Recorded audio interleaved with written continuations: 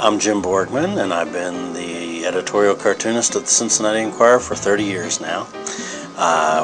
We just had a contest in which we invited readers to send in ideas, draw upon your inner Borgman or your inner cartoonist or something like that. And I would redraw the winner, the one with the best idea, and that's what we've been doing here today. We got, I think, a couple hundred submissions to the contest, and they were all delightful. It was really fun to see what was on people's minds. The winner we've chosen was sent in by D.W. Cunningham from Covington, Kentucky, and it's a drawing that already has all the elements it needs. It just basically I fooled around with the composition a bit.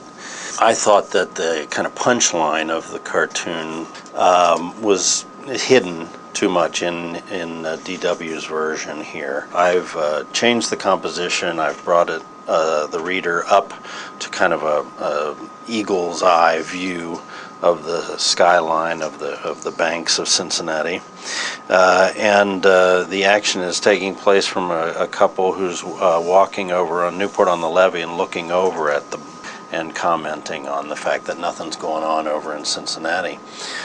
So it was really just a matter of visually changing, where the reader found him or herself and what they were looking at. And I wanted to have a big blank in the center of the cartoon to kind of emphasize the point that Cunningham is making here.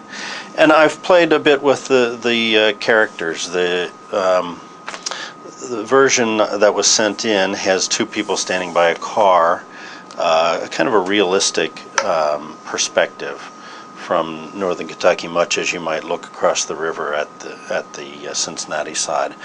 I just torqued it all up and brought it so that you can see it in an eagle's eye way better. And I thought it maybe made the point better to have the people who were commenting be a little family who are clearly having a good day over at Newport on the Levee. So I have ice cream and a little balloon animal in the kids' hands and a balloon, and they're kind of festive. Whenever I draw a cityscape like this, it must be like watching paint dry to watch me draw it, because it's just lots of grids and lines and windows and things, and this cartoon happens to be full of a lot of that.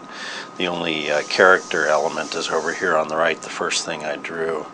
As I knew that once I got them right, if they had the right feel, the right look in their eyes, they would set the tone, and the rest would be just a matter of sitting there and hatching and cross-hatching the way I spend much of many afternoons.